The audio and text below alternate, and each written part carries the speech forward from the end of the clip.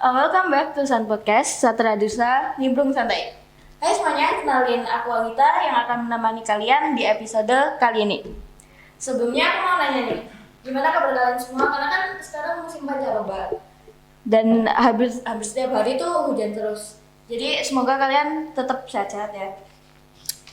Oke, di episode kali ini, episode 9, kita akan ngebahas soal insecurity. Kalau menurut aku sendiri, insecurity itu dari bahasa Inggris ya. Secure itu aman, jadi kayak insecure itu merasa nggak aman akan diri kita sendiri gitu ya. Tapi untuk lebih jelasnya, di samping aku ada Kak Umami yang merupakan dosen psikologi dari Unmar yang mungkin akan menjelaskan lebih detail mengenai insecurity. Jadi menurut kakak sendiri insecurity itu apa sih? Baik, untuk insecurity memang benar tadi dari bahasa Inggris ya, ada rasa aman dari kata secure, insecurity berarti tidak aman. Nah, dari situ ada tambahan lagi nih, jadi perasaan insecurity itu perasaan tidak sanggup untuk menyelesaikan sesuatu, sehingga ada perasaan khawatir atau merasa terbebani gitu. Jadi merasa tidak aman tadi ya intinya. Kalau setahu aku kan selama ini insecure itu cuma soal penampilan, ternyata lebih luas ya. Kalau dari kakak sendiri, kakak insecure ini mencakup apa aja sih? Bidang apa aja gitu? Banyak ya, tidak hanya penampilan, jadi dari potensi, entah itu potensi akademik, entah non-akademik, kemudian dari sosial gitu, dari status sosial. Ada juga kan yang merasa aku merasa kurang nih di keluargaku kok seperti ini, di keluarga dia kok seperti itu. Nah itu merasa tidak aman secara sosial. Berarti itu rasa yang muncul dari diri sendiri atau karena ada faktor dari luar? Nah ini yang menarik. Jadi faktor yang mempengaruhi itu ada faktor eksternal, ada faktor internal. Kalau faktor eksternal itu dipengaruhi dari pandangan, terus nilai-nilai yang berlaku di masyarakat atau standar yang digunakan di masyarakat. Terlebih sekarang kan dari media sosial kan kita aksesnya cepat ya, siapapun bisa lihat, mau lihat di TikTok lah, mau lihat di Instagram. Nah, kepingin seperti ini, kepingin seperti itu, tapi kita nggak mampu nih sepertinya. Nah kayak gitu, kenapa dia seperti itu, aku kok seperti ini. Ya jadi insecure lagi.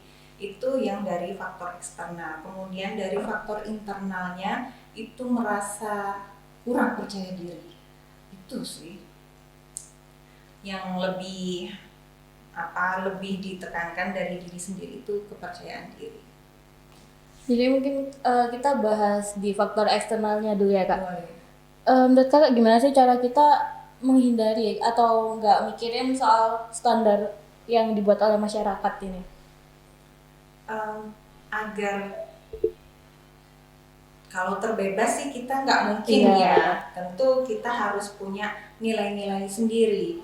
Kemudian kita percaya bahwa kita jadi diri sendiri itu juga sudah cukup gitu loh. Tidak harus sama dengan standar yang berlaku di masyarakat, tapi ketika kita sudah berada di jalan yang secara umum itu sudah baik, menurutku sudah cukup itu. Berarti lebih ke kita punya prinsip kita sendiri gitu ya. Oke kak, sekarang kan mungkin banyak yang nggak sadar kalau mereka ini insecure. Ciri-ciri seseorang yang mengalami insecure itu sendiri apa sih? Tanda orang yang mengalami insecure itu dia secara sadar merasa khawatir dan tidak aman. Seperti itu. Kalau mungkin ada di antara kita yang sudah merasa aku kenapa berbeda dengan dia, membanding-bandingkan diri dengan sekitarnya, entah si A, si B atau si C, entah itu dari faktor sosial atau penampilan atau sebagainya, coba itu dideteksi terlebih dahulu gitu. Kalau sudah merasa nggak aman, nggak nyaman, merasa cemas, nah coba itu di apa ya, cari dukungan lah, kira-kira seperti apa aku nanti gitu, biar terbebas dari rasa cemas ini gitu. Tapi aku punya cerita nih Kak. Jadi aku punya saudara yang waktu itu emang lagi breakdown banget, dan dia juga ada fase-fase insecure. Tapi setelah fase insecure itu dia parah banget, kayak sampai nggak mau makan, ngurung diri di kamar. Tapi setelah itu dia ada perubahan yang lumayan drastis. Kalau kita sebut sekarang kan kayak glow up gitu istilahnya. Lah menurut kakak sebenarnya fase insecure ini perlu nggak sih buat kita, buat perkembangan kita nantinya? Sebenarnya setiap orang itu merasakan insecure, tapi pada level yang berbeda-beda, dan bagaimana memanage perasaan insecure tadi ya, dari masa anak-anak, remaja, dewasa itu ada rasa insecure. Saya pun termasuk mengalami insecure gitu. Nah, tapi dari penelitian, salah satu penelitian di tahun 2020 itu menyebutkan memang banyak yang mengalami insecure itu pada usia remaja. Jadi masa remaja, masa transisi ya, dari anak-anak ke dewasa awal. Nah, ini di penelitian tersebut disebutkan usia 17 tahun hingga 22 tahun. Nah, itu rentan untuk mengalami insecure. Jadi nggak salah kalau sekarang Anda di usia sekolah tingkat atas ini banyak mendengar aku insecure-nya kayak gitu. Nah, kalau tadi saudaranya waktu SMA usia, juga ya. Ya kayak gitu. Sama sebenarnya usia 30 itu juga ada, cuman mungkin sudah mengalami manis asin garam kehidupan, jadi sudah bisa.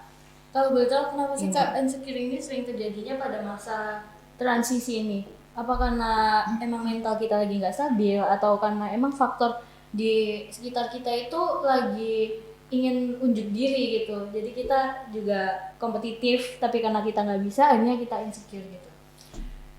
Jadi karena masa transisi itu tadi ya, ada masa untuk beradaptasi, untuk menjadi dewasa itu aku lebih nyaman seperti apa. Contohnya dari penampilan saja, baju.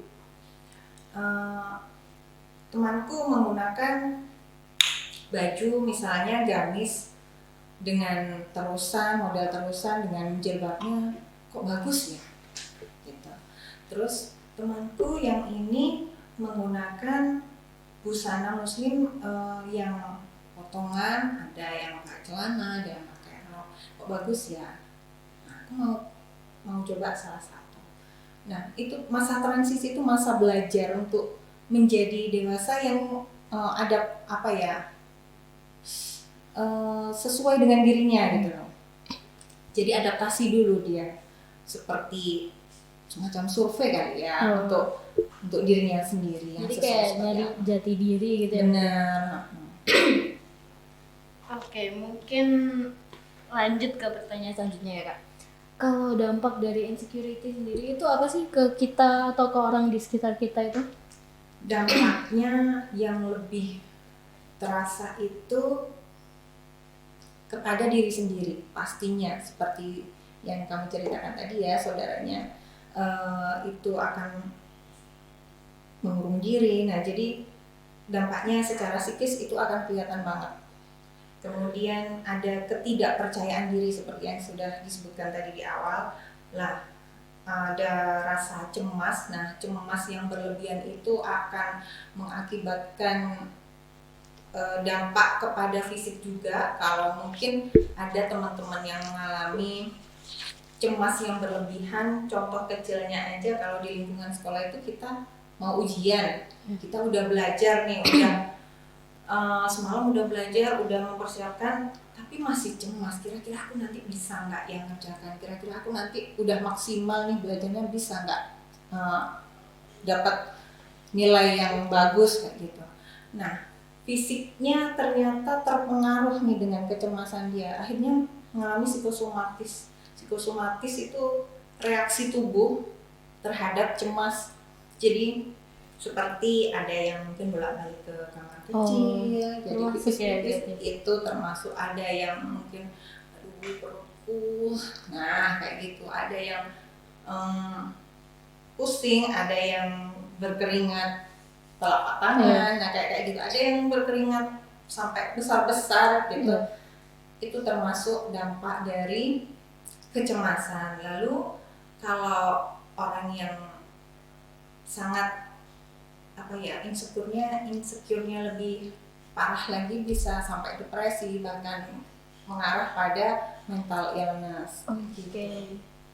Jadi dari insecure ini bisa merujuk ke anxiety ya berarti. Kalau misal ada teman-teman mungkin di luar sana yang udah sampai fase depresi, itu kira-kira apa yang bisa mereka lakuin biar mengurangi rasa insecure pada diri mereka? Kalau sudah sampai depresi ini berarti penanganannya harus dilakukan oleh ahlinya, ya, harus konsultasi dengan psikolog mungkin ya. Kalau masih dalam tahap ringan gitu, coba cari dukungan di orang terdekat, orang yang Anda percaya, sahabat, ayah, ibu, mungkin saudaranya. Jadi tidak harus langsung ke pakarnya gitu, enggak, tapi Anda sharing dulu lah, apa sih yang mengganggu sampai aku menjadi insecure. Coba dicari itu dukungannya. Kalau dari tadi kan kita udah bahas POV dari seseorang yang mengalami insecure. Kalau dari orang yang mungkin dari kita banyak yang diceritain sama teman kita kayak, aku insecure nih gini-gini. Itu gimana sih cara kita menanggapi mereka biar mungkin mereka merasa lebih tenang atau mengurangi rasa insecure yang mereka punya gitu. Nah, kalau orang yang insecure berbagi cerita ke kita, kita bisa memberi dukungan dengan memberikan penjelasan bahwa tiap orang itu punya keunikan masing-masing, termasuk diriku gitu ya. Kekuranganmu apa, kelebihanmu apa. Nah, kalau kekurangan itu masih bisa diperbaiki, ayo. Gitu ya teman-teman. Jadi cara kita untuk mengatasi teman-teman kita yang insecure itu kita kasih dukungan. Soalnya kan sekarang banyak banget Kak kata-kata pick me girl, pernah dengar nggak Kak? Itu jadi mungkin emang orang yang cerita itu benar-benar merasa insecure. Terus mereka itu ngejawab kayak, kamu pick me girl, itu tuh kayak istilah attention seeker gitu. Jadi dia bilang kekurangannya padahal dia lebih banget gitu. Kayak merendah gitu. Iya, ya. Jadi menurut Kakak gimana tuh dengan respon yang dikatain pick me girl atau attention seeker gitu? Cari potensi diri, cari apa yang bisa saya kembangkan kayak gitu. Kemudian jangan terlalu merendahkan diri, coba bersyukur. Nah, itu yang bersyukur apa yang pasti akan mengurangi kita membanding-bandingkan diri dengan orang lain ya. Itu yang jadi poin utama, mungkin lebih bersyukur. Tapi mungkin aku nggak jarang juga Kak dengar cerita kayak, aku udah coba nih akrab sama temanku, aku udah coba berbuat baik, tapi ternyata responnya itu nggak mendukung. Kalau kasusnya kayak gitu gimana nih Kak? Jadi komunikasinya tidak lancar secara dua arah. Boleh minta bantuan, apa sih yang membuat dia nggak nyaman dengan aku, padahal aku sudah berusaha untuk berteman baik, membuat diriku nyaman dengan dia gitu. Coba cari perantara, karena kan kadang orang itu nggak bisa berdiri sendiri ya, tadi butuh dukungan atau memang butuh perantara itu tadi untuk berteman gitu. Oke Kak, pertanyaan terakhir deh. Mungkin dari kakak sendiri ada tips nggak gimana cara kita meningkatkan kepercayaan diri atau melawan rasa insecure yang ada di diri kita? Kalau perasaan insecure itu, ini kita tadi bahasnya negatif terus deh. Iya. Coba deh sisi positifnya. Nanti kalau ada teman-teman yang merasa insecure, bisa di up gitu ya. Untuk sisi positifnya, insecure itu bisa mendorong seseorang, jadi memotivasi seseorang untuk mencoba hal baru. Kan arahnya niatnya untuk berubah menjadi lebih baik. Nah, itu yang pertama, sisi positifnya. Yang kedua, terpacu untuk menggali potensi diri. Jadi nggak hanya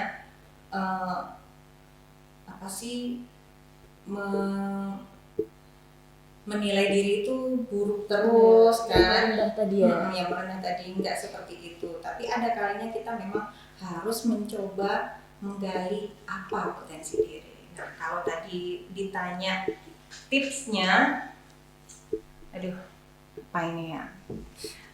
Ya tadi sih ada apa, mengenali diri sendiri ya, kekurangan, kelebihannya apa, kemudian evaluasi diri, kemudian ada bersyukur tadi, itu aja sih.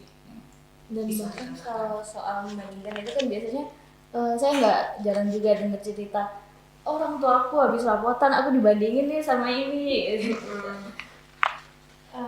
Terus dari tadi kan kita bahas yang apa ya, yang umum gitu. Mungkin kalau boleh diceritain, kakak pernah nggak ngerasa insecure gitu? Insecure selama ini tentu ada ya. Kalau dulu dari zaman sekolah, kalau sekolah SMA itu ya ada juga. Misalnya waktu itu saya agak ini juga ya, agak lumayan gemuk waktu itu.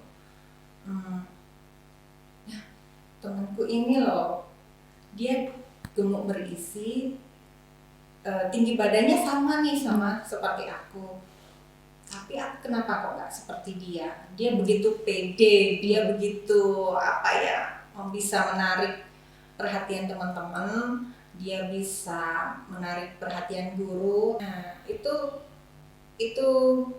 bisa dilakukan dengan dukungan orang sekitar. Jadi support system itu sangat dibutuhkan. Waktu itu saya juga pernah nih, jadi ada pengalaman waktu kuliah. Menarik nih. Kuliah, menarik kan kita. Kalau kuliah itu kan kita di semester awal itu dari pagi sampai sore, bahkan ada yang sampai malam. Nah, waktu itu saya insecure, benar-benar insecure di penampilan. Kenapa tuh? Nah, penampilan itu bajuku ini aja gitu. Bajuku nggak yang bisa berganti-ganti. Kebetulan kan kalau saya kan dari rumah Singosari Malang aja ya, jadi mau pulang pergi nanti ada jam lagi, ya nggak usah lah, pasti transit di kos teman gitu kan. Nah itu ya udah sehari baju itu aja gitu. Tapi kalau teman-teman yang lain masih sempat kan ganti-ganti baju. Nah waktu itu saya minta ke ibu, Bu, beliin baju dong biar bisa ganti kayak teman-teman yang lain ya, kayak gitu kan, ingin gitu ya ganti. Nah kebetulan di keluarga itu kan ya memang kita didikannya sederhana ya, enggak yang berlebih memang. Kemudian ibu itu jawabnya gini, Jawa ya ibuku tuh, jadi ya kalah kayak opo sih ganti apa tumbas kelambi akeh-akeh gitu. Yang penting itu menutup aurat, suci, bisa buat ibadah titik. Waktu itu cemberut memang, enggak dituruti ya. Akhirnya waktu pikir-pikir ini juga buat apa aku banyak nanya baju gitu kan. Lama-lama ya sudah biasa. Semakin kesini ketika saat ini baru-baru ini kan juga banyak ya kita tahu mungkin tentang konsep minimalis. Nah kan nggak hanya barang yang dimiliki, termasuk baju juga minimalis. Nah ternyata dulu itu yang diajarkan ibu itu ada benernya. Ada benernya juga. Ternyata cemberut-cemberut juga ikutin. Mungkin itu alasannya juga kenapa kita di Indonesia pakai seragam. Nah ya biar nggak ini ya, mengurangi kasta sosial. Benar. Ya itu sih sedikit cerita. Kalau tadi kan mungkin Kak Umami ini menerima respon dari orang tuanya bagus ya, kayak oh iya ada benernya. Tapi gimana kalau orang lain tuh nerimanya tidak sesuai yang diinginkan? Kan biasanya malah kok orang tuaku gitu sih, kok nggak ngedukung sih. Jangan salah loh ya. Jangan salah, itu proses. Ya, ada proses kan. Kan tadi cemberut. Cemberut. Terus kesini berapa tahun ya ada minimalis. Nah, berarti cukup lama ya bisa nerima kata-kata yang dulu ini. Ada proses, tentu ada proses di mana nanti orang yang insecure itu misalnya ketika cerita, misalnya nih aku cerita insecure sama Anggita itu, kamu ngomong kelebihan kekuranganku. Ketika orang insecure ada kalanya akan mental, itu kan kamu aja yang bilang, orang lain nggak gitu kan. Nah kayak gitu, itu pembenaran diri. Jadi defense ya, orang itu berusaha membentengi dirinya sendiri bahwa aku memang seperti ini, yang kenal ya aku gitu, tapi orang lain nggak tahu.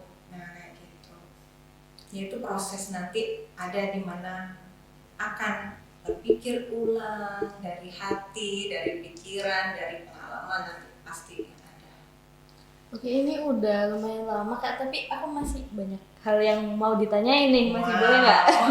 Apa yang kira-kira? Kakak pernah dengar soal fear of missing out? Itu kayak kita takut ketinggalan akan sesuatu gitu. Jadi teman-teman kita misalnya pada nonton konser, kita nggak mau ketinggalan. Jadi padahal kita nggak suka band yang mau tampil nih, tapi kita cuma ikut-ikut aja. Itu termasuk insecurity nggak sih? Kalau seperti itu merasa tidak aman ya, nggak sama dengan yang lain ya. Takut ketinggalan gitu. Ketinggalan, iya ada ketakutan itu tadi ya. Sepertinya itu cabang dari insecure ya. Karena FOMO ya kalau ini. Iya, FOMO. Itu baru-baru aja nih. Iya, baru dengar juga. Udah nggak kerasa nih Kak, kita ngobrol dari tadi. Terima kasih udah nemenin aku buat ngobrol-ngobrol soal insecurity di episode kali ini. Tips-tipsnya juga bagus banget buat kita yang mungkin teman-teman yang lagi insecure atau mungkin punya sahabat yang cerita kenapa lagi insecure, gimana cara kita nanganin mereka. Jadi cukup sampai di sini. Saya Anggita selaku host Sans Podcast di episode 9 kali ini bersama Kak Umami pamit undur diri. Sampai jumpa di episode Sans Podcast berikutnya. See you.